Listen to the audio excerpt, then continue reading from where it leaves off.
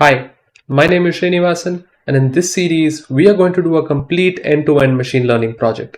We will go through everything from data cleaning, pre-processing, feature engineering, missing value imputation, model building, and finally model evaluation.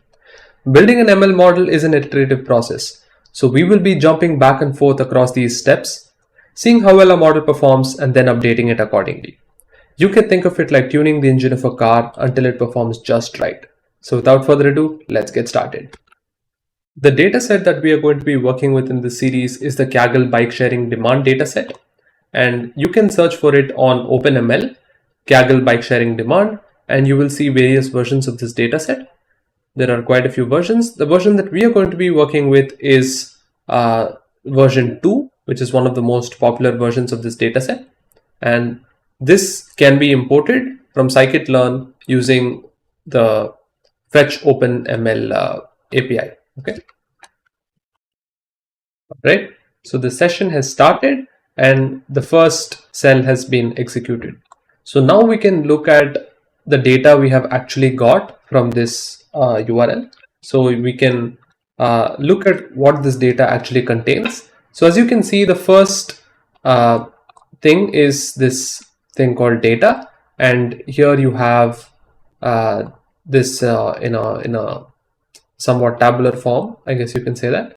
Then this is frame. So this is what we want. So when we load it as a pandas data frame, when we load this, we want to be able to use it as a pandas data frame. So this is the one that we need, and it also contains the feature names, that is season, year, month, and so on.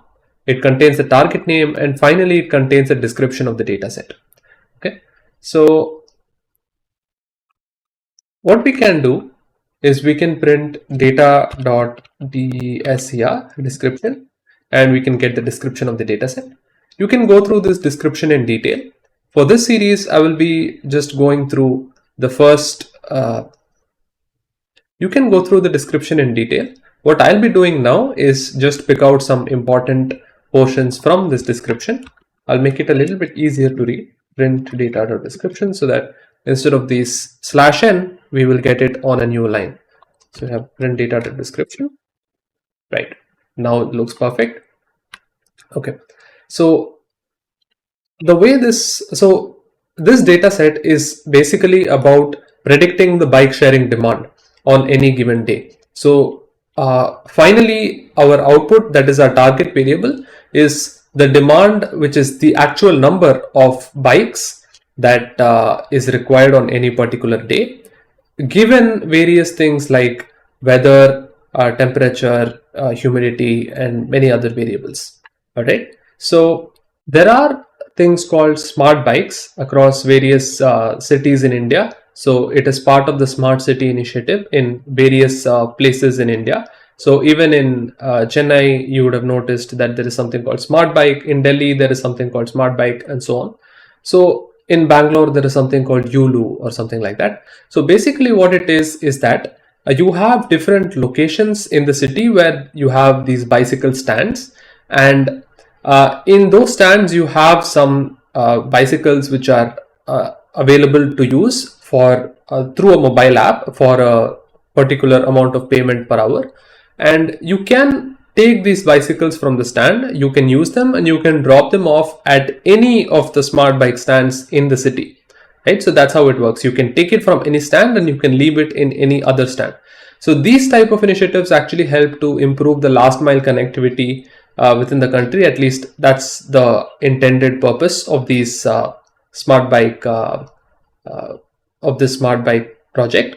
From our point of view, this is a very rich data set that we can actually exploit. This data set is actually not taken from India. This is collected from this data is collected across 2 years, that is 2011 and 2012 in Washington DC in USA, and it is available in this URL, capitalbikeshare.com system data. And the idea is that for this bike sharing system, the whole process from membership, rental, and return has become automatic. So a user is able to easily rent a bike from any particular position and return it to any other position, right? And Apart from the interesting real world applications, of course, the characteristics of the data being generated by these systems make them attractive for research, because as opposed to other transport services such as the bus or subway, the duration of travel, departure and arrival position is explicitly recorded in these systems.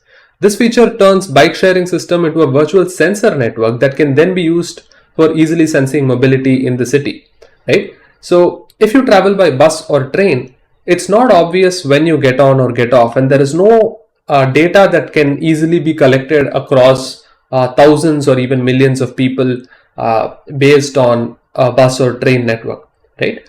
On the other hand, for smart bikes, it is very easy to track because all the data is collected through the smartphone app, and that can be collected and through a centralized system. That is, it can be aggregated at a central level, and you can get insights from that kind of data.